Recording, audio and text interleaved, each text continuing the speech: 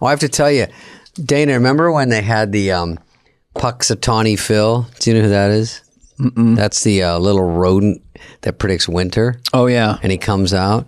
But they back in winter when that happened, I remember someone leaked that he's a Republican, so now they're shadow banning him. Really? Mm-hmm. It's kind of funny. I mean, it's kind of... It's good. Anyway, Jon Hamm. Jon Hamm is a ham. In better news, Jon Hamm is a, by the way, great dude. Obviously, he's a stud. Obviously, he's good looking. I'm sure he's tired. I would never be tired of being called good looking. I'm sure he is, because it feels like it takes away that he's good. I would be flattered if anyone had ever written a review about me saying, despite his good looks, and then the rest of the review, stunningly attractive does not begin to express. But Jon Hamm, what's great about him, and there's not that many of them, like leading man, brilliant dramatic actor, Mad Men, literally am possessed by that show.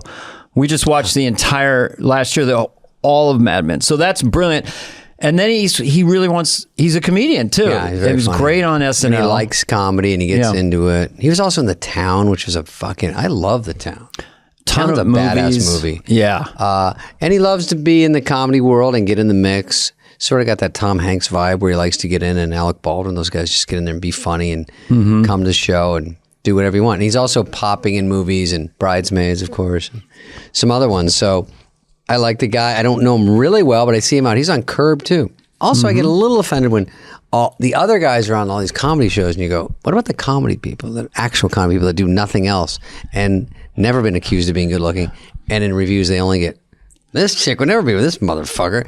And I'm like, every single movie? Yeah, we don't even know who the leading lady is, but not a chance. There you go. This perennial virgin, David Spade, tonight on Action News. I'm Tony Fanabo, and we're out and he goes, this Vendetta movie, Place, where this David movie Spade stars Fuckface, whatever his name is. I'm like, you can't even look to see what my name is because you forgot it for 1 second. Fuckface McGee is starring once again in some dog shit. You know what they said on The Wrong Missy? The best review I got was, it's a delightful piece of shit.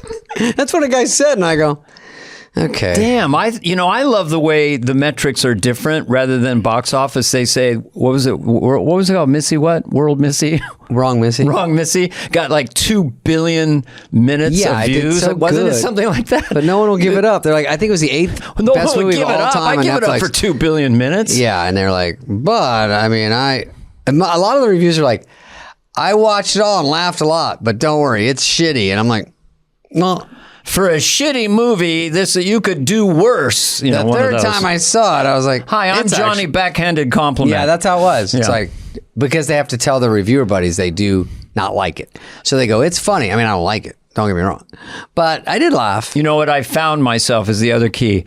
Not very witty, not very charming, sometimes stupid, but I found myself laughing several times. I'm Johnny Backhand for passiveaggressivenews.com. Listen, speaking of bad reviews, Jon Hamm gets none.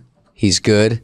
Hang on, I'm Jon so busy. Hamm has, talk about open range with Costner. Jon Hamm has what you call a good old-fashioned range. Yeah. And when he did Mad Men, when I first discovered him, and then seeing him in later things, he literally changed his face subtly and made his voice deeper. Mm-hmm. I don't know who you are, and I don't know what you think, but the all-new Chevy. He also is a great voiceover artist. Yeah. And he can make himself I think he can literally make himself super handsome. Then he has a way medium handsome, lowers the chin, shoulders back, little high-waisted jeans, and then he can go to kind of play the hobo, Yeah. I've in the Guinness Book for playing the same character for 22 years in every different thing I've done. I'm hoping that if we get to season 3 of Fly on the Wall, that people literally will be going, David, Dana, David. Who's who? Why is their hair melding into them? And why does Dana have unorganized facial hair and David has like a little mustache and a goatee and then it's all empty in the sides? We're all basically the same. I know, I hate this. Believe me, I don't like it. I just do because it looks worse without it. All right, let's go to Jon Hamm. People are sick of us. Jon Hamm, folks.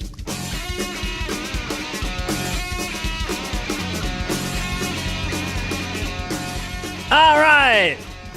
Here comes the funny. I heard the Regal Beagle flying in. This is it, man. This is not gonna be. We're always should be your gonna nickname, Spader. Eagle Beagle. You can always test how old people are. If they see a shirt says Regal Beagle, either get it or they don't. And no one gets it. You do. Mm-hmm. I do indeed. John, it's good to see you, bud. Jon Hamm is John. Oh, we already introduced him, right? Okay. Did we start? Yeah, right. We've been going for about 20. So when you get up in the morning, you have your list. You're going to do this. Call this person. Podcast at 11 with Spade and Carvey. Does it make you happy or sad? Red letter day. You caught me right before I'm going to. I'm leaving the country too. I leave on a vacation tomorrow. So could we get the airline and flight number just out of total curiosity? I'm an airplane nut. We're going to Kiev. I don't know. It sounded fun. It seemed like a place to go. Leave me alone. Listen, what is going on over there? Sean Penn's over there. What's he filming? I don't know. You know, Sean Penn he likes a hot spot. He goes to the hot spots. He brings a kayak. Oh, yeah. He brings everything he needs in case. He brings Band-Aids. His kids and my kids went to high school together. Oh, wow. Up here in Northern California. And during, I think it was Katrina, all of a sudden he was in a rowboat in New Orleans or something. Yeah. So Sean does get into the muck. He's not afraid. He'll go to New Orleans, wherever you need him. Swiss Army knife on him at all times. Yep. A Leatherman. Southwest to I Dallas. switched your Leatherman joke and just sort of cleaned it up and said, Swiss Army knife sounded like I would understand that. Well, I am going to Switzerland. Weirdly Are enough. you for real? What are you going to do? Ski? Ski. Yeah, I've never been skiing in the Alps. I've never really learned how to ski. Place. Well, wait a minute. Were you someone who could ski as a kid, as a young man? Here's what my first ski lesson was. It was in St. Louis, Missouri, on a frozen golf course, and my friends who all knew how to ski said, just keep your skis pointed and keep your weight on your downhill ski, and then pushed me, and so I. Wow. Immediately couldn't figure out. They're both pointing downhill for me, so I didn't know which was which, and I immediately fell down. The parents at school, they'd all come in on crutches like around December. You know, they'd go to Lake Tahoe to ski, and then they'd all be kind of in a boot for a while. Yeah, we had a big diaspora of rich kids that went to Aspen and Breckenridge and like Colorado. That was the move, but I was not wealthy. Wow. Let me tell you about my first skiing, Dana. Give me 20 minutes here. I went to I ski, I snowplow, I ski like I'm looking for a contact lens, you know? Okay, sure. So I'm not good. My friends go, the best way to learn is go to the top of the hill. But it's really to ditch me, you know? So I have all the green runs. I go, let's go down Pop-Tart. And they all go, no, we're going to go down Devil's Ballsack. I go, no, that one sounds hard.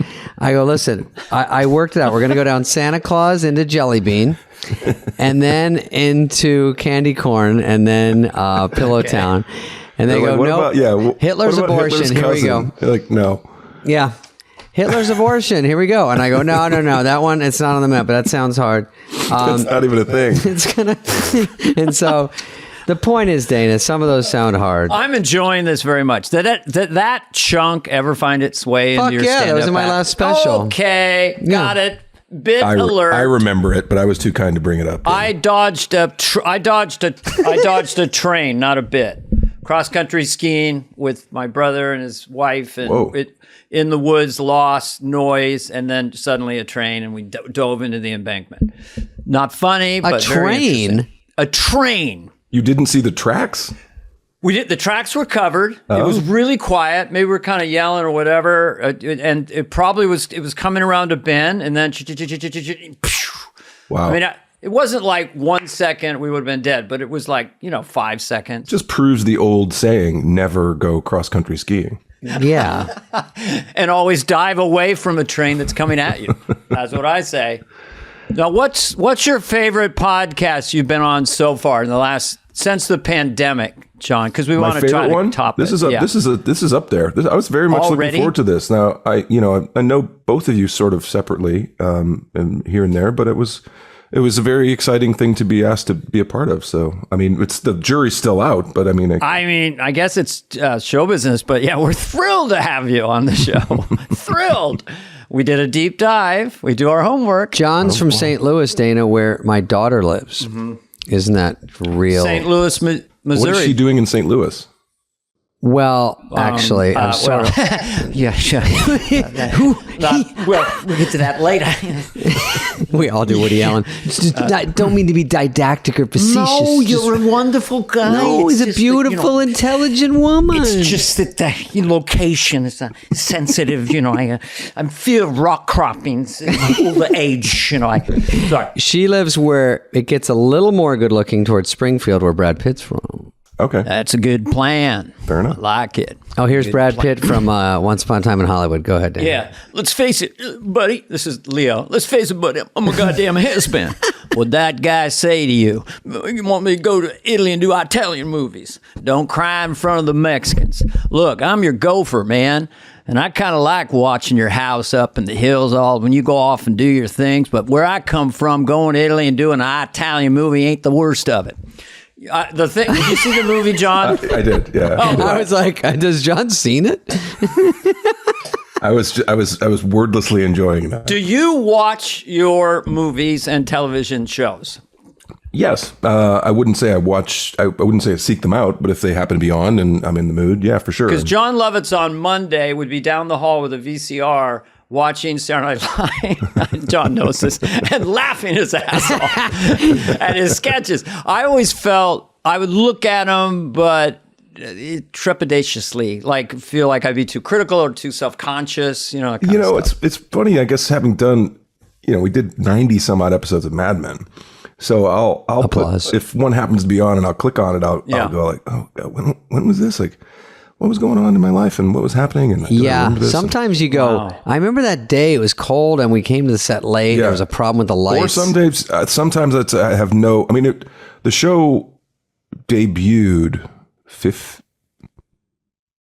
over 15 years ago. I think the debut was 2006. So whatever that is, 16 years ago. Yeah.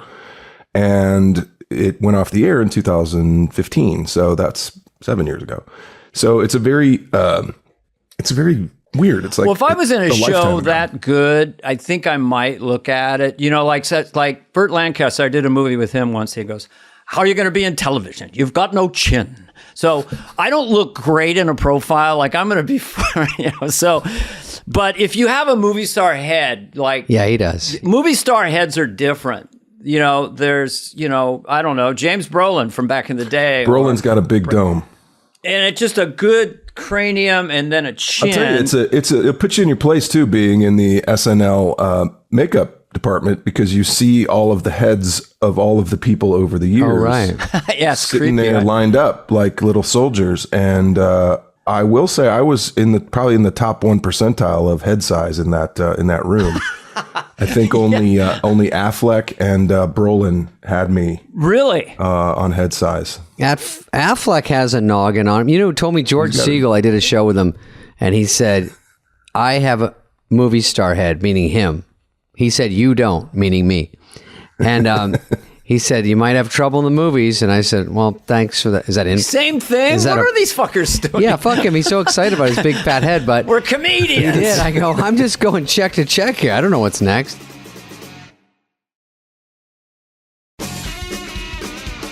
But I have a 2-part question for John. Is okay? It? Okay. I have a 3-part. Can I first just insert? Sure. Insert, because we'll get it out of the way. My Don Draper impression. Yeah. Oh. Yes. Don Draper is asked to give someone a ride to the airport. I don't even know you. That's it? Wait. That's it. No, that's not bad, though. Well, I can't. It's a soft one. I don't even know. Is that your hook, John? Is that line is your hook? I see it in memes. He's on memes a lot. Oh. On Instagram. Yeah, I've seen some of the memes. I don't know if that's one of them. I know there's one of me like laughing and drinking that it gets used quite a bit, but that might be a GIF. Might be a GIF. Let's not. It's a blurry line. I don't want to confuse the issue. Yeah. No one in the history of film or television has made smoking a cigarette cooler. Maybe McQueen or Bogart, but it's pretty rare company, that's for sure. You really got that. It makes you cooler down. For sure. I mean, well, it makes you sicker. Yeah, there's a big debate. That is it worth it to smoke? Look, the science isn't in. Table the lung damage. Let's just go with how hip it is. to the way you did that. The science is on its way in, but some early reports say it's bad for you, but I say it looks cool, so it's sort of a coin toss. I say, do your own research. Yes. All right, I have another quick, a 30-second compliment. Let's get Joe Rogan in on it. We compliment our guests here, but this is just an observation from me, is that when I watched Daniel Craig doing James Bond, then I met him at the Oscars, name drop. Go. And he's still Daniel Craig, but he does this thing that becomes James Bond, and I felt that you did the exact same thing on Mad Men. You have Jon Hamm, and then either your jaw or your shoulders, just like, just an interesting connection for me. I really felt that. So there is a part of it, that's very, depend. Obviously, when I'm wearing the suit and the thing and the hair slicked back and all that stuff, it's obviously very different. The way you carry yourself and everything. There's very much I am playing a character on that. It's not just me wandering through my day. Daniel Craig is a character actor, and I think you are too. Yeah, I mean, I remember the first time I hosted the show, we had several Mad Men sketches at read through. 27. Yeah, sure, they load them up. Hey, because you're gonna get one at least, so you might as well throw everything. Well, one made it on the air. Yeah, for sure. But it was funny because I had spent the time up to then doing other sketches and reading various funny parts and this is and that's, and as soon as it got to the Don Draper, I sort of dropped into the Don Draper voice, and everybody kind of went, "Oh, it's a character." Every girl slid off her chair. That's what that sounds. That's what that sounds like. And the cadence, the rhythm. I mean, you're married with the writing. Very much that stuff very, too. Very cool. David, did you have something before I interrupted your 20-minute question? Thank you, Dana. I'll get back to you, John. I have too many. One was I was at the Mirage this weekend. Oh, I appear there sometimes. Whoops. But I was with. First, I saw on TV, I watched Mr. and Mrs. Jones. Keeping Up with the Joneses, yes. Yep. Is that what the final title was? Yep. Yeah, they went with that. And then, and he's a stud in that. And I go, you work with Zach and Gal. Is that how you say her name? Gal? Gal. Yeah. Yep. Gal Gadot. Great. Or Gadot. Yes. Jesus Christ, she's beautiful. And then, it's arresting. Thanks. I mean, I'd be sick. So You're welcome. you did a good job in that because it was so funny. I was about to see you and I was about to come dink around and look at your stuff when I got home, and I go, ooh, I get to watch this. And what a fun sort of different movie to be in. And then I was with Ray Romano. We do shows together and we golf sometimes, and then talk about a quick impression. I think, Dana, he does a Ray Romano. Everybody kind of does a Ray Romano, right? But I'd never heard one really. Lord. And I fucking work with them. Well, there was a joke that we had going on. I forget who started it. But it was always like that you could do Brad Garrett and Ray Romano very having a conversation. Ray's back here. Oh, come on. And then Brad Garrett is Raymond. So it's just back and forth. Come on, Raymond. Come on, it's mice and men. Yeah, it's really Lenny and Squiggy. It's different versions. That's it. See, I love micro impressions where it's just the essence. You don't need to say anything more. I love Ray. I mean, everybody loves him. It's been established at this point. They named a show after that concept. But he's awesome. Super sweet. Here's my Barney Fife. Ange? So that's only one word. All you need. Barney Fife. Hello, Andy. Yo, Ange. Here's my Christopher Walken sees a magic trick. Quick. Wow. That's it. We're done. Boom. Hey, boom. Dana, did I tell you, and John, you can listen, when when Aykroyd said we should do Mayberry, me and him, that was back after Coneheads. He goes, maybe we should do Mayberry RFD. I play Andy Griffith. You play. You got to save the money. You got to save the money. And then he was always very business. We went off about aliens, but yeah, I love Danny Aykroyd, and that we should have done it. Well, let's think for a second of a Jon Make it happen Hamm, on the podcast. David Spade. That is too late, I guess. Can we put you? Me and John, yeah, in a series live streaming. We call Ted at Netflix. Oh, you're already on FX, Hulu. You're everywhere. But by the way, non sequitur, I love the Apple commercial. Oh, thanks. What about Jon Hamm? Or what happened? Everybody but Jon Hamm. I mean, that is so. That was the name of the commercial. Was that the name of the commercial? Yeah, that was the name of the campaign. I love it because they say it on the top in quotes when you get your call sheet. everybody but Jon Hamm. The Hammer. The fucking... That's just like a great commercial. Yeah, he did a good job. Wrote that, and just the way you played it, was hysterical. It was funny too. Like my friend, a guy who I've known, who's a buddy of mine. You guys may or may not have met my very tall friend named Tall John, who is the comedy writer. He used to write for Sarah Silverman's show. Oh, he works with Sarah. Yeah. Yeah. I think you met him at Largo or something.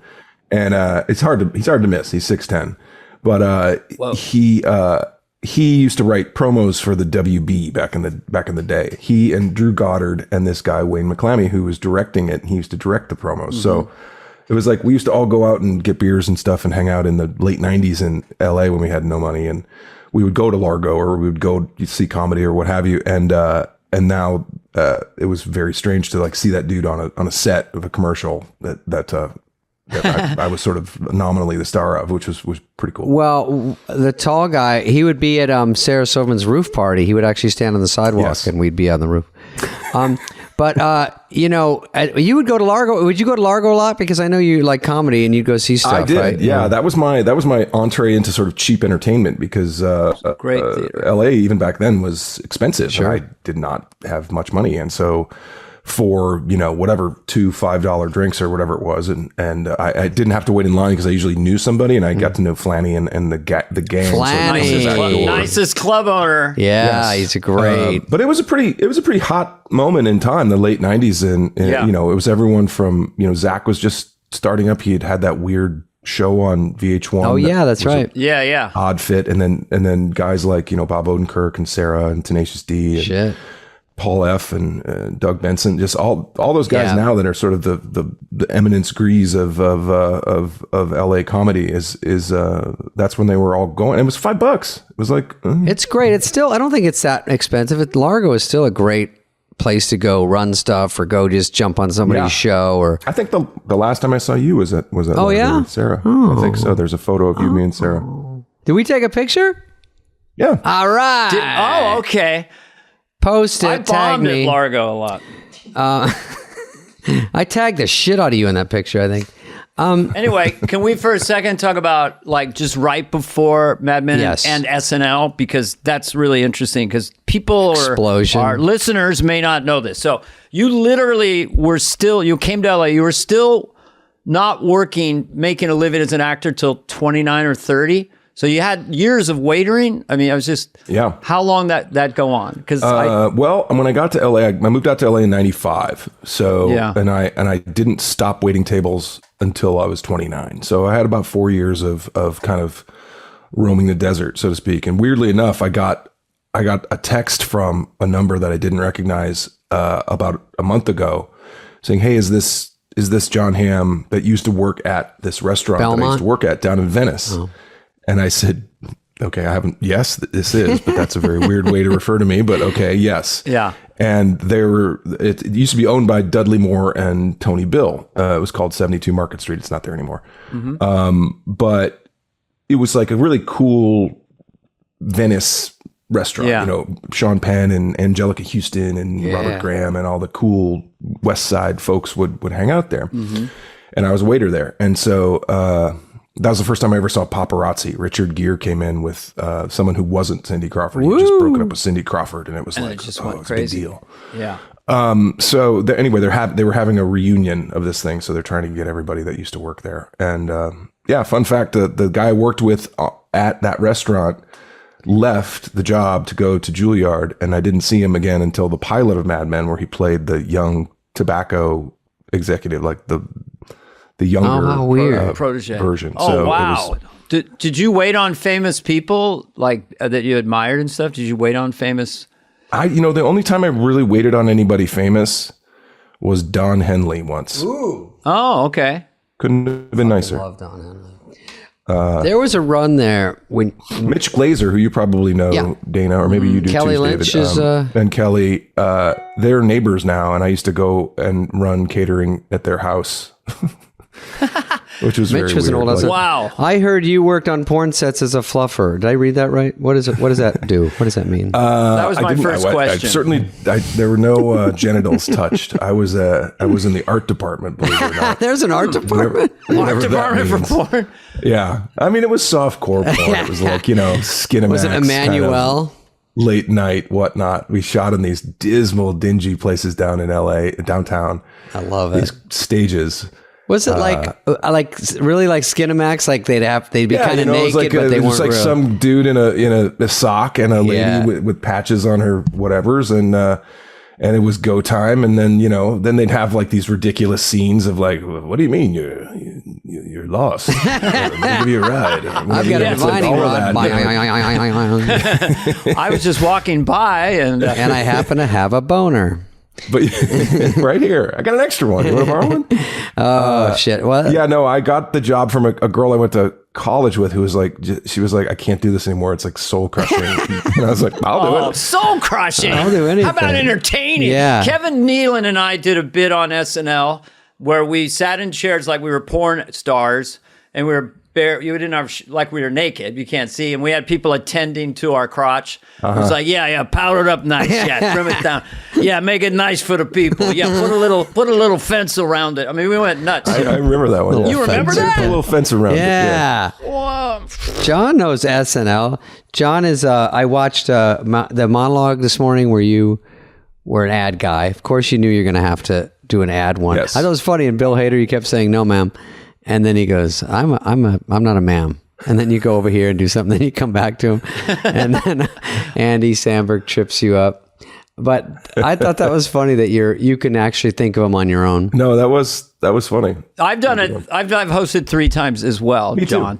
So we should talk to Lauren. If you want to have a 3-timer club, we could do it. It's fine. It didn't need as much. Everyone's got a Lauren. Go ahead. John, which one of the 18 Mad Men sketches were you sort of gravitating towards? John, you can pick 1, maybe 2. 3 is too much. 3. I just feel like maybe one after Update, one maybe a commercial parody.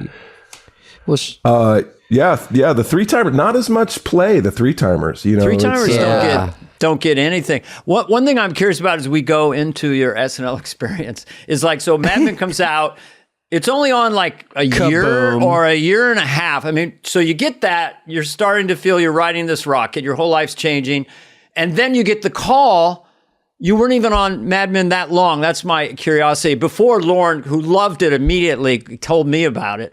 You're on now. You're going to host SNL. It just seemed like a rocket ship. Yeah, in fact, was that like? I remember when my agent said they want you to host SNL. It was in New York City. It was at a back when they had magazine things. There was a magazine cover that I was on, a party for it, and my girlfriend at the time and I were about to leave the country to go to this trip we had planned. I had been working all year.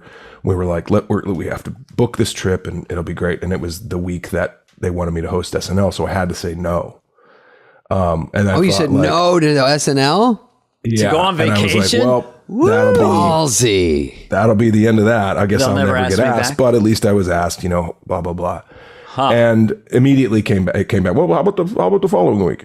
And okay, that sounds great. Like, sure. And not having any idea of what it entailed at all, other than knowing the show and knowing, kind of some of the people at that point. I knew I had met Amy and I had met, was that Circa? And that crowd. Great one. So there were a couple people that I knew that had been there for some time, but it was a real eye opener to the first time, to say the least. And that was also happened to be the episode that Amy Poehler was wildly pregnant and then had her baby Saturday afternoon. So we had to completely retool the lineup. And is it true that she found out during rehearsal that her doctor had died and then you calmed her down? I'm sure you've told that story. Well, what did you say? And then she laughed her ass off. Go ahead, tell that story. I was sitting next to her. We were shooting a thing with Jimmy Signorelli. Yeah. The late, not even it was late, but the late great, so to speak, filmmaker guy who did all the pre-tapes. Yeah. And we're sitting there, we're in some weird office space in Midtown. And Amy is, 9 months pregnant. And I'm sitting there and it's a Don Draper. Here's how to pick up ladies. Like rule 1, be Don Draper. Like, okay. And so it was really funny. Non-stop. Like Fred Armisen is playing the guy who's like, hey, maybe you want to go on a date. And they're like, get lost, weirdo. And then I'm like, hey, how about it? And Polar's line is, let's get me out of this skirt.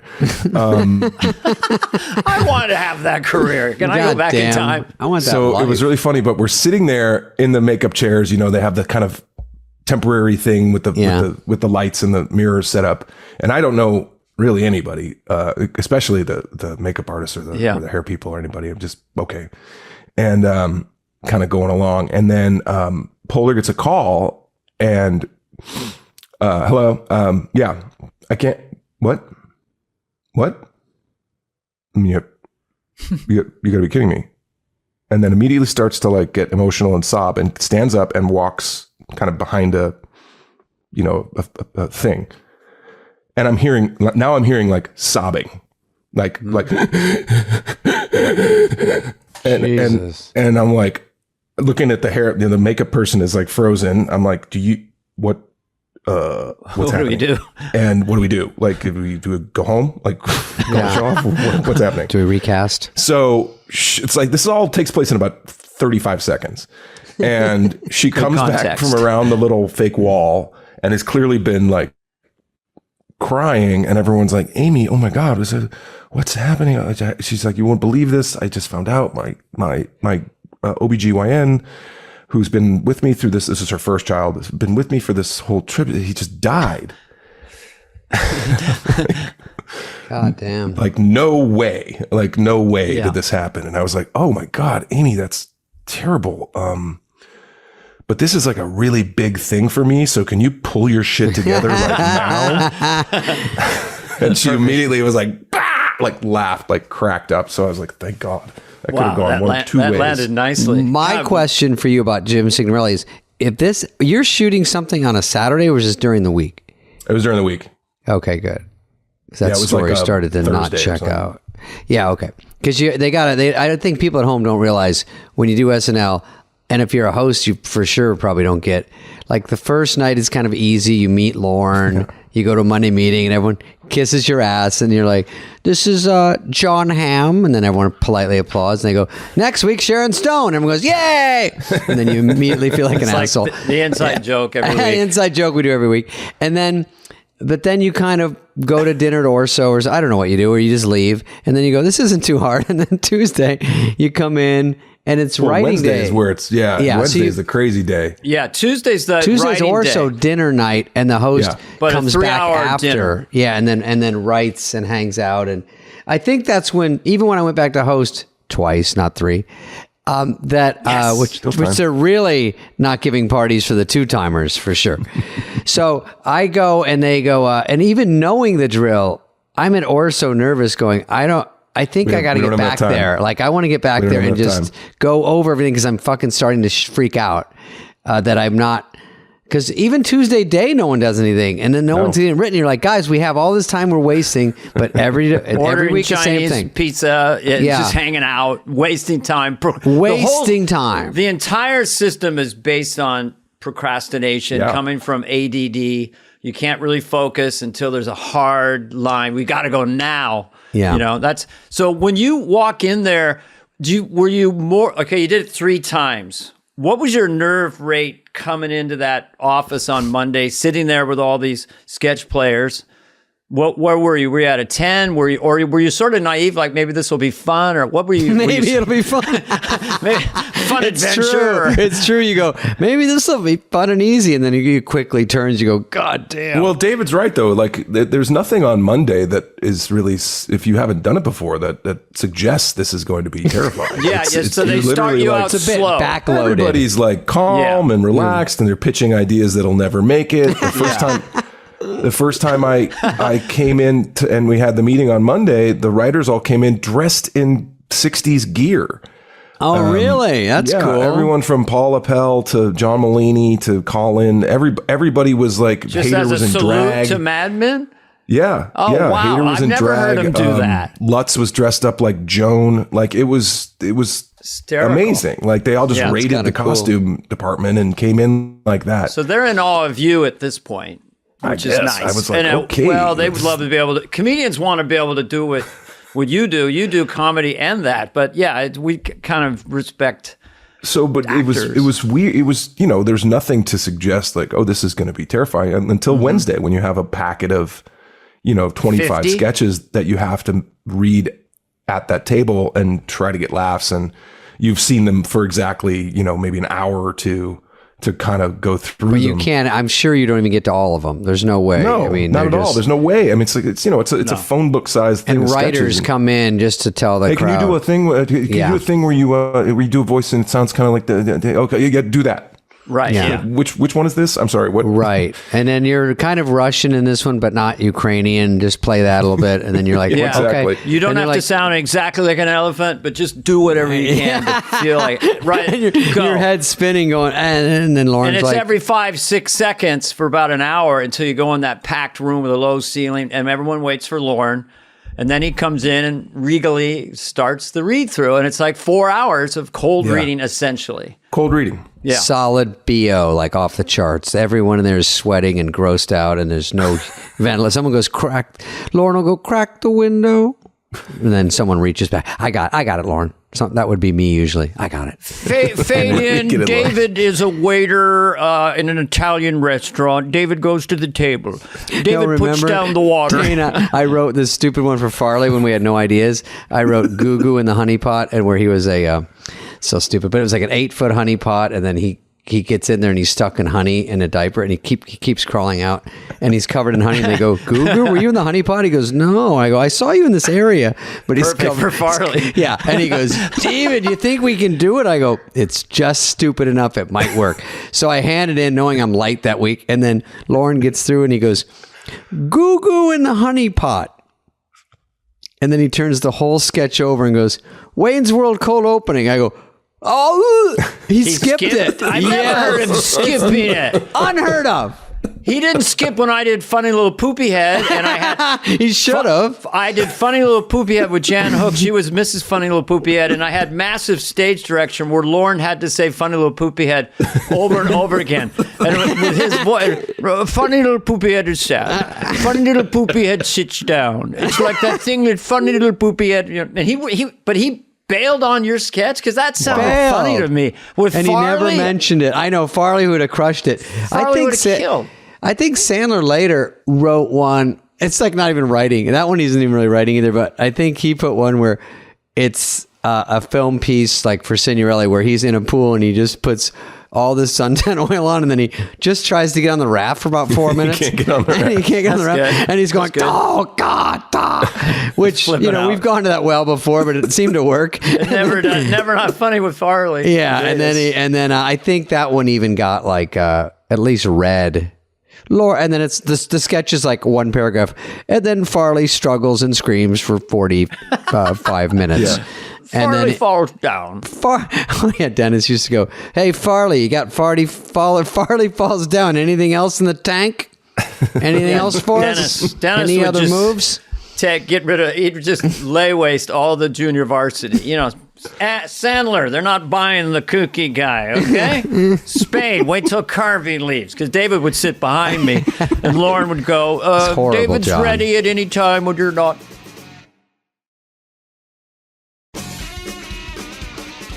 But back to our guest, something that I love, I love this. Yes. I love Bill Hader.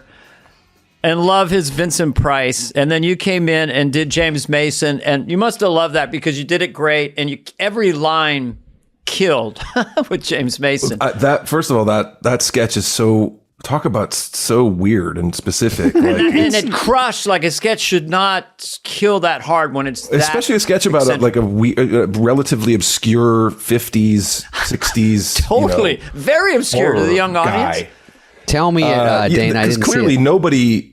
nobody knows who Vincent Price is in the Clearly. audience. It's just a funny character. He's got a fake bird, and it's all black and white.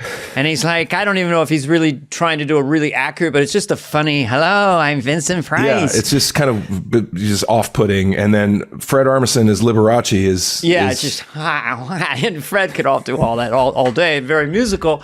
And then it's like a TV show, and it's going badly, and he's getting frustrated. So, The whole trope of bringing in special guest. I mean, now we have our special guest.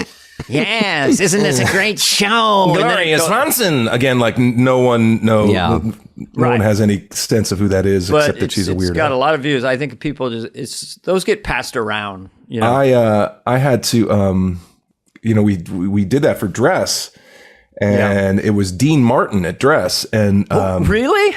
So, and it kind of fell flat. I guess my Dean Martin wasn't very good. Hard. Also, Lauren was like, well, here's the problem. It's a drunk playing a drunk, and it's a hat on a hat. Hat on a hat. Hat on a hat. That's very Lauren. That's a big one. Who else can you do? Right then? What? Really? At like 10:30 on Saturday night, the show's on in 45 minutes. Yeah. Come up with another obscure impression that will make sense. Weird, and you can get a 10 out of 10 on it and nearly nail it. And so Hader comes in my dressing room and he's like, "Hey man, I don't know." I said, "This is gonna sound weird." I said, "I can kind of do a James Mason." He goes, "No way, do it." And I was like, "Perfect." Well, Joe, I don't know. And that's it. And he goes, "Perfect. That's it. That's done." And I think he and Mulaney had written the sketch together, so I can't remember who wrote it with him. But then we did that, like, and again, that was at 10:45. So we're all up in Lauren's office, like, so John's gonna do. Is it James Mason? Okay, that's gonna change from Dean Martin to James. So get out on the cards. None of the lines changed. It was very the lines casual. changed. He was an alcoholic, right? He was drunk and lascivious. It was just funny, sexually inappropriate. Yeah, it was just hysterical. Yeah, but that's impressive. The reason I could do that is because me and Paul Rudd, growing up, we loved the movie Heaven Can Wait. And I saw it. James Mason plays the angel who kind of shepherds Warren Beatty's journey, whatever it was. Yeah. But his line is, "You're dead, Joe." And so that's what we would always say to each other randomly. "How you doing, Charles Grodin and Diane Cannon. Joe." Diane Cannon, the whole freak. Charles Grodin the behind movie the curtain. Is perfect. Fucking great movie. Jack Warden. Oh yeah. Hey Max. So that Jack was that Warden has one of the best lines in all of cinema, I think, in a little movie called Shampoo. Oh wait a minute! I saw it a month ago with my wife because we see it every year. The movie's so good. And the line is, "Now that's what I call fucking." So he catches Warren Beatty. He doesn't realize it's Warren Beatty fucking his own girlfriend. His own girlfriend, very Julie impressed Christie, with the skills but he sees involved. him through a doorway, and he goes, "That's what I." Geez, you're a Warren Beatty, 70s Warren Beatty. Shampoo, Heaven Can Wait, the Parallax View. I mean, there's nothing better. The Parallax View. Wow. I've gotten to hang out with him on quite a few occasions. He's a great guy. The stories are. You cannot have a dinner that's less than 3 hours with him. I hung out with him once. Yeah, he's very bright. Let's see if I can find that. Yep, there it is. Oh, shit! Wow. So what year was that? Were you? That was probably 2016. He just showed a picture, everybody. Did he reach out to you, or how do you guys have dinner, or did it mutual? He was a fan of the show. He would have loved that show. Because were you getting cold calls? Kind of, yeah. Some sometimes. stars, And then he and Annette had some friends that, like, one of them was a guy named Bill Pope, who was the director of photography for Baby Driver. So I think that was probably around Baby Driver. Let's not forget Baby Driver. I think that makes sense because he was probably 30 or something when 1960 hit, and that the end of that era of slapping him on the bottom and all that pre-feminism. Yeah. And then I mean, his first movie was like Barefoot in the Park, maybe, or was that Robert Redford? I can't remember. That was Redford. It was 58. But didn't he do the play? He might have. He might have. Yeah. He did Wearing Shoes in the Park. Huge Redford fan. I tried to convince my sons who are with me up here in Northern he's California a fucking stud. to watch 3 Days of the Condor with me. Oh. That we watched So good. Woodcasting the Sundance Kid, and they loved it. Yeah. Oh, yeah. It doesn't get. How about The Sting? The Sting, I was about to say. Sting. Shit. All the President's Men. All the President's Men. Don't get me started. The Horse Whisperer, whatever. He's amazing. But The Electric Horseman, I think you mean. The Is that Horse with Whisperer. Jane Fonda? Oh, he had the Electric Horseman, and then the Horse Whisperer later in Clint '98. Eastwood. Yeah. John, do you have any parts that they came to you and you had to pass up on that that you didn't do that you would like to? I couldn't. I was other than me and Grown Ups, other than my part in Grown Ups. I'm glad you said no. I've had pretty good luck, honestly, of the things that I've turned down or not been able to do have not come back to kind of haunt me or anything like that. I was sort of loosely attached to Gone Girl at one point. There was meant to be a situation, and then it was because Mad Men was shooting. It was like, oh, okay, I can't do it. Like that's the way that goes. But I really liked that book and like the guys from St. Louis and they did a good job with it. Yeah, Ben did a great job. Ben's phenomenal. I love Ben's Ben. great. Those, but I haven't had very many of those. Those are like few and far between, which is nice. Like I don't have a lot of like, you've done fine. But yeah, like you said, Grown Ups. That was when you said no to Grown Ups. No, but now when you get involved with something like Curb Your Enthusiasm, is that something because you know Larry, or he just likes you and says, "Hey, do you want to come on? Beep bop boop pop by." I had done a weird little movie with Larry that was for HBO, I think, called Clear History, where he invents a car. It's a very convoluted setup, like most of his setups.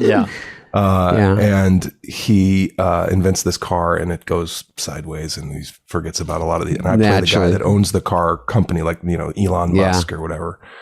And we had a really good time. We shot it in Boston with Greg Mottola, and had a great time doing it, and made each other laugh so much. We had so many great people in that film too. We had Michael Keaton, we had Hader, Jimmy Tingle. I mean, like all these Boston comics. Jimmy Tingle, wow. Shit, what a great name. Yeah, stand up. Yeah. Yeah, we had all these like Boston comics that were bopping around, coming in and out. And it was really fun and funny. And we got to know each other a little bit and played a little golf in Boston. And ever since then, he's kind of kept me in mind for stuff. And I've been able to do the show a couple times. It was always really fun. Yeah. Yeah, that's cool. He's kind of a genius, I guess. I don't know where he has some frequency of all his own. I've been watching a lot of old Seinfelds too, like which hold up so remarkably well. Yeah. Like other than kind of the fashion, which stands out a bit, but the jokes and the stories, and you can so clearly hear Larry's voice in George Costanza. Not only that, but just in the stories, like the setups and the particular kind of annoyances of, the one that was on last night was the parking garage, where they just get stuck in the parking garage for the entirety of the episode. Yeah. It's those little observations, little stand-up observations, but extenuated and just shot well, or there's a liveliness to them. I mean, Larry, when I was watching your episode last night, the two Larry David, it feels like he's not breaking, but he's enjoying it so much. He's kind of smiling a lot in a lot of his lines, even when Jerry he yells. had that too on Seinfeld. You could see Jerry it. Absolutely had it, and Adam in his early films had it a little bit. It brings a lot of charm to the idea. Because I'm subtle. Enjoying this. Like, you are too. We know it's silly. Funny. It's funny. John, did you have this experience? So I did a Curb where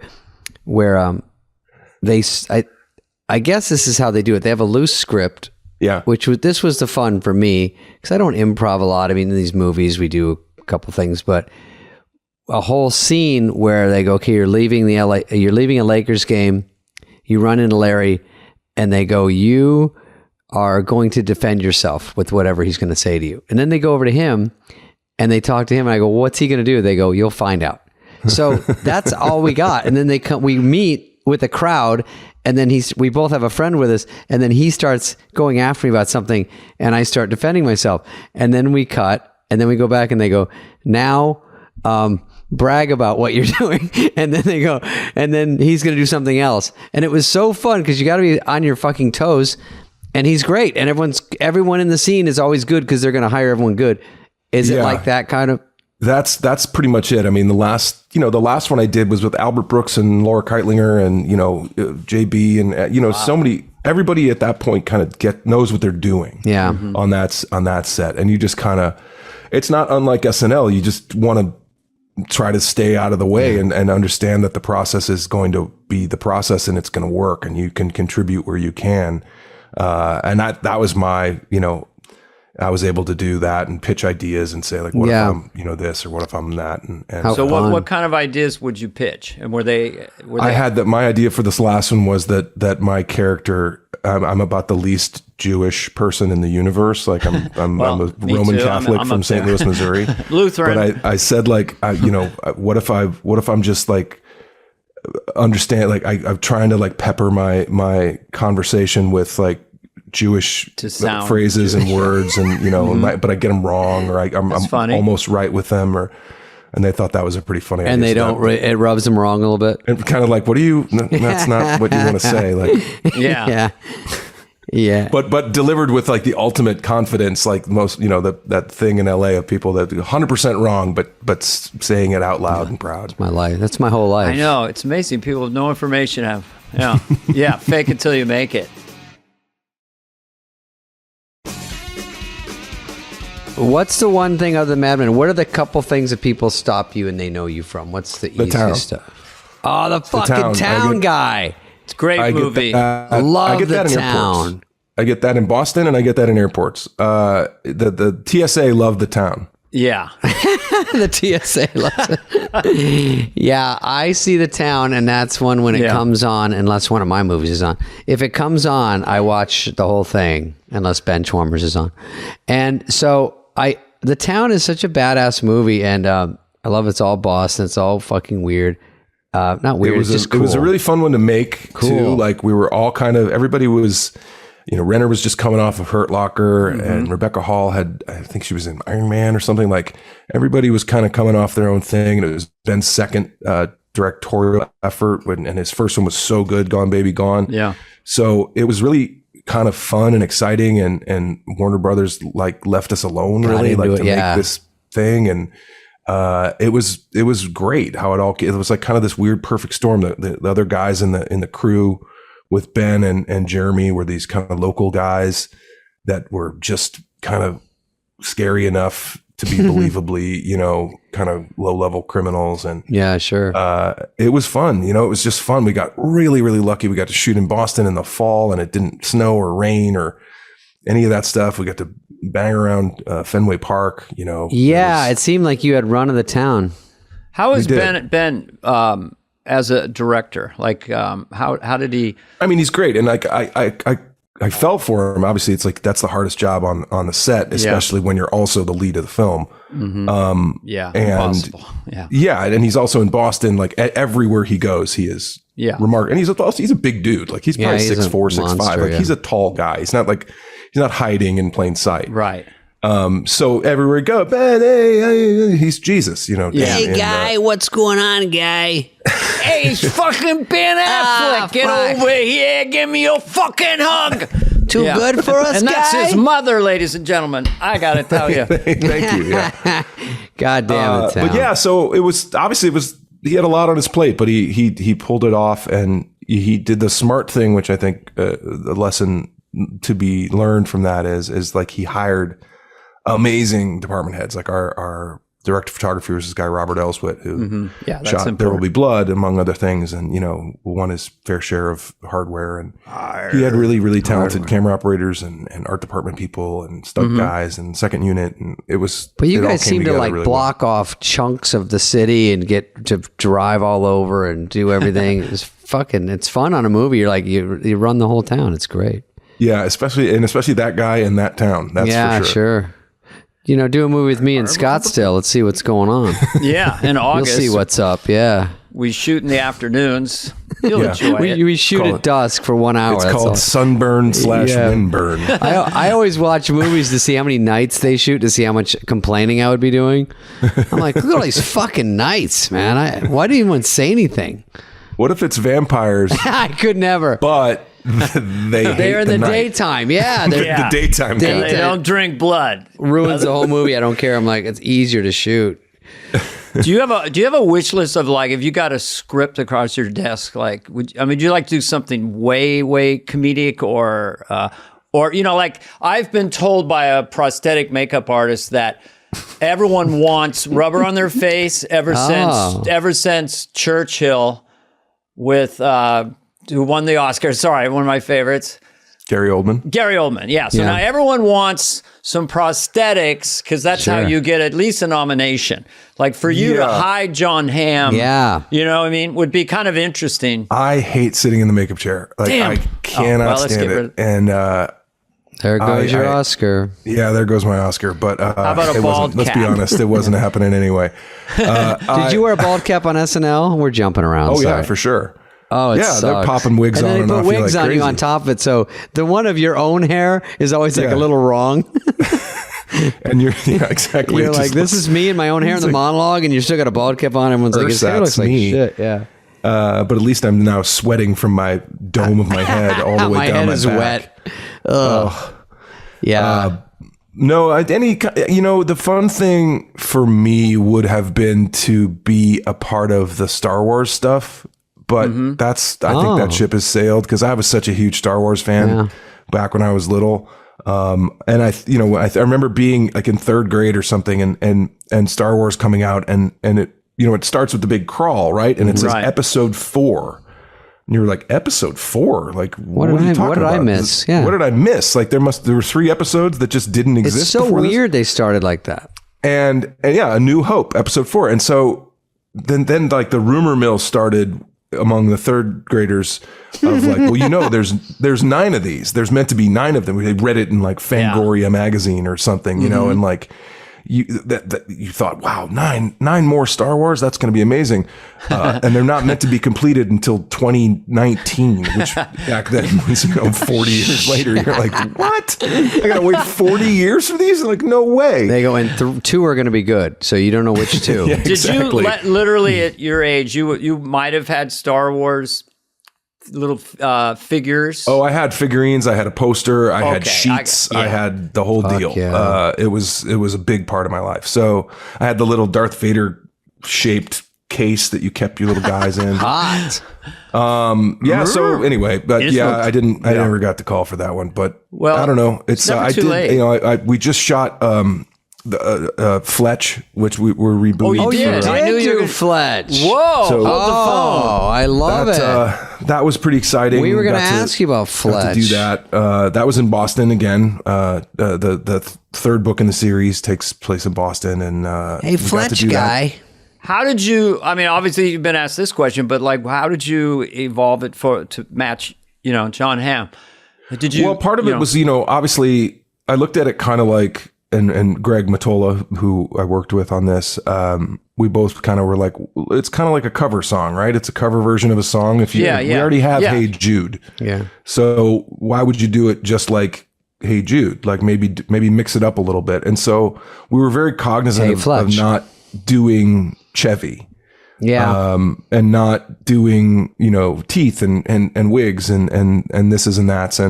And we wanted to still make it funny, but we wanted to keep it more in line with the tone of the novel, which is almost more of like a whodunit, and he's still a wise ass and he still gets himself into trouble and has to talk his way out, and it's still funny and there's still jokes, really, but really fun to play. It was super funny, and it was John Slattery's in it with me, and I got your bandmate, former bandmate. You guys have a lot of chemistry. We got the band back together in some way, so. We had a great time. The good news about it is like there's 9 more books. So if we are able to sell it to some streamer, we can probably make some more. But it was a blast. That was another character in my youth where we all huge movie, and Chevy was great. Enjoyed that. Did you do characters in it where you're undercover, like with a mustache or something? Did you do any of that? Or we didn't. We kind of shied away from that. We thought that was a real good way to get in trouble with whoever, the comedy police, sued by Chevy. It's fun to be the guy talking your way out of something. In other words, lying basically as an actor, right? Yeah, it's really fun. Like I was that's here, hard I to didn't do. park. That's not my car. That kind of stuff. Yeah. Right? Oh no! I just came by to say hello, and if you we had another part that was really fun for me because I don't really get a chance to do this a lot was like developing the script and then having like Zooms like this, but with comedy writers and having everybody pitching ideas and thoughts. And we had like Murderers Row. We had Paul Appel. We had Bill Hader. We had so many great Robert Carlock. We had so many great minds that were kind of throwing out ideas. What a gift.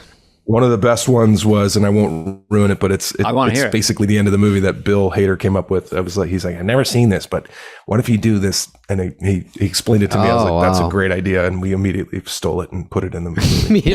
What was it? He can't tell you. Oh, you can't tell us? Well, let's guess. Okay, I'll be Bill Hader. All right, what if like, all right, at the end of the movie, right, you go, hey, you wake up. Medium hater right there. You wake up, right? I don't know where I am. You say it's a medium hater? Yeah. It's a medium hater. There's some... One thing that's unique about Bill, he's so brilliant. And a lot of times comedians aren't an audience, but man, does he laugh. He laughs. He's a good laugher. Everybody. That's for sure. Laughers are so important in comedy. People forget. Now that's a must-see. We can look for that in 2022. Hopefully by the end of the year. I think, who knows anymore what movies are. I shot Top Gun 2 2.5 years ago. Jesus. That's been sitting in a can forever. Although it looks like it's coming out like Cruise weekend. Cruise gets released when Cruise is ready to release. Dude, Cruise whenever it's possible, tell me once it comes out. I love anyone who'll hang from an airplane, go to the space station. Huge Tom Cruise. He's running out of crazy stunts. He's like, I get sucked into the jet engine, and then pieces of me come out and we sell them as NFTs. They're like, well, I don't know if that would. That's not what an NFT is, Tom. It's called Not for Tom.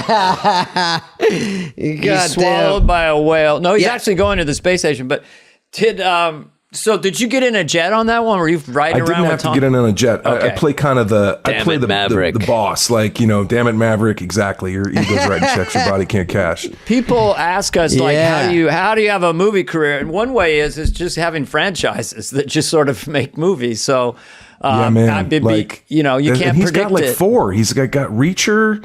He's got Mission Impossible. He'll keep doing Top Guns. The suit fits, the helmet. I mean, he's amazing. He is amazing. So Top Gun, you shot before Corona was invented, and then before Corona was perfected. Yes, it's getting better. First of all, Corona. I got Omicron right now. I'm feeling good. Boys. I know. I like Omicron. It's been not gone, but it's slowed down a hair, and then the war started the next day. You're like, give us one fucking second. Give us a breath. One second. One good day. Yeah, one good day. We don't have to worry about long They're going to COVID. be like, you have to wear a mask now because of the war. I'm like, wait, why? And they're like, don't ask questions. This is Dr. Fauci. There's a mask and there's a war, and you got to wear. I'll explain later. There's going to be a lot more variants, so don't get cocky. Put your fucking mask in, get in your house, and stare at the ceiling. I'm Tony Fauci. Go fuck yourself. The good news is there's only 24 letters in the Greek alphabet, so somehow we we're gonna run out. We got another 18 years. Yeah, we're getting one from Hawaii. It's called the Pineapple Express. Your head turns into the Lulu. Yeah, exactly. Lulu, to serve with love. Sidney John Poitier. was, I have one question. I know we got to let John go soon, but he's got to go to the airport. A lot of the female fans asked if you would wear sweatpants to the airport. I don't even understand that question. I tend to dress up for the airport. Thank you very much. I think that's my grandmother taught me to wear nice clothing to the airport. It's a big wiener question. I think that's what they're getting at. I have a feeling it was. I like it. We're about to say wham, bam, thank you, Ham, to this guy. I was waiting for that one. I stole it from your monologue. Wham, bam, thank you, Ham. That was exactly the same one. Yeah, that was. You said they called you the Hammer or Hammer Time or something. Spader, what is that skateboard deck behind you? John, finally someone fucking asked me the tough questions. Dana doesn't care. This is that's how I paint. That's like what I do. Go ahead. This is there's an artist, Richard Prince, and this is a skateboard deck because I used to skate. I still milk it out. I'm not any good, but my brother gave me that because he's big into art. And but I didn't know what to put in the background. John's like, "Oh, I have louvers. I want everyone to know I'm rich." I have a skateboard deck that was signed by Tony Hawk somewhere in here. I think I might have got pushed, Tony Hawk, the best one. Dana, the best skater. So, you're going to Switzerland. We've never had someone on the podcast who was leaving to You skipped the fact that Tony Hawk was my stunt double in Police Academy 4? Was it? Dana? Your skate double? Mm-hmm. And he was about 6'10". Yeah, no, he's a little... And he rides Goofy. No, I ride Goofy. He rides regular. I ride Goofy. Yeah, John, we could tear it up. Fucking Melrose, going to Belmont. William Morris drops you, and then you become Jon Hamm. Do you ever run into those guys, and you get up in their face a little bit? Or Oh, hi, William Morris. Remember me? Yeah. don't you think there should always be one person working for WME whose name is William Morris? So that you could go and be like, you're the guy. You're the guy. You're the origin of this. It's literally like some schmuck in the mailroom. Like, what? I didn't even want to work here. They just made me. I went over there when I started with Endeavor. When they started, that's how old I am. And then they merged. I'm boring the audience again. Okay. You know what people love to talk about? Yeah. Agencies. Well, they love to talk about people who doubted you, then you made it, and then you shit all over them. They like that revenge of the, hey, William Morris. You were in a Super Bowl commercial, but Seth Rogen did one with your precious Paul Rudd. Were you jealous that you weren't the other guy and it wasn't you and Paul Rudd? I think that, yes, the short answer is yes. Yes, that's the right answer. And knowing probably within the ballpark of what he got paid for that, I'm really jealous. But I think that the fun thing about commercials now is that no one gives a shit. It doesn't matter. In 15, 20 years ago, like George Clooney did an ad or Brad Pitt did an ad, and everyone thought the world was ending. Yeah. And we're like, we're allowed to do that now? Like, cool. You could also do them over in Europe and they didn't know about it, but now... Yeah, like Mel Gibson selling Japanese whiskey or something. Yeah. But now you could do them. You could do commercials. There's no difference between live streaming and movies. Everything is just... When I started on OnlyFans, everyone's... All right. Well, let's let John go. He's got a flight. Isn't it OnlyFan? Mine is. Yeah. No, mine does pretty well. I do pretty well. $500,000 a month. Yeah. Gross, though.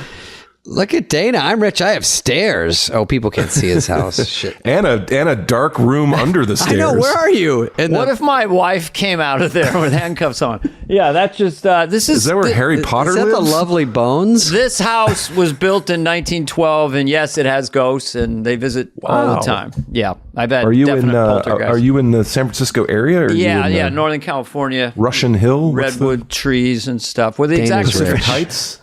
Yeah. Just my wife grew up here in this town, so just have a house lovely here. Town. I got to go to the Lucas Ranch over in the Presidio. Oh, you did. That was pretty neat. That was as close as I got to being on Star Wars. It was guess what? I kind of know George Lucas, and really keep your phone close because you should definitely be in a Star Wars movie if you want to. They're going to keep making them. Oh, no, they had to take a break because they got greedy and did one every 3 months, and everyone we need 2 or 3 years. Oh, yeah. Did you go to the kennel where they keep the baby Chewbacca's? All right, I'm out of jokes. I got to go. First comes the joke, then comes no laughter. God damn it. Comes failure. First try joke. Joke not work. Not try, dude. Then comes unemployment. There is no try. Ba-bits. Is no try. Only have... I can't. I don't want to get blue. Anyway, I'm going to sing... We always close off with a song. Thank you, John. No, we don't. No. It's Mad Men. I would have gone with it. It's raining Mad Men. Well, we got to thank John for being super cool. And whenever I see you out, you're always nice. It's fun to talk to you. It's always a good laugh. It's a great pleasure, and thank you for having me. Thanks was really for coming on. We're not smartless. We're clueless. And listen, they're our nemesis. No, we admire them. I'm using their microphone to record your podcast. So is that true? There you go. We're not smartless. We're clueless. But anyway, this is fun, and it's so fun to meet you. It's a real a thrill. Well, we'll see you down the line, as they say, if I make it back from Europe in one piece. But good luck. Other than that, next time, on SNL, let's go on and do a guest spot at least or something. Be in the cold opening. See you at the 50th, as they say. Oh, that's right, Dane. I'll get you a ticket. All right, we gotta go.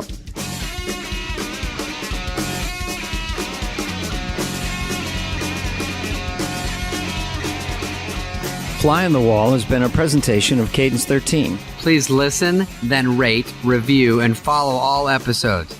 Executive produced by Dana Carvey and David Spade, Chris Corcoran of Cadence 13, and Charlie Finan of Brillstein Entertainment. Production and engineering led by Greg Holtzman, Richard Cook, Serena Regan, and Chris Basil of Cadence 13.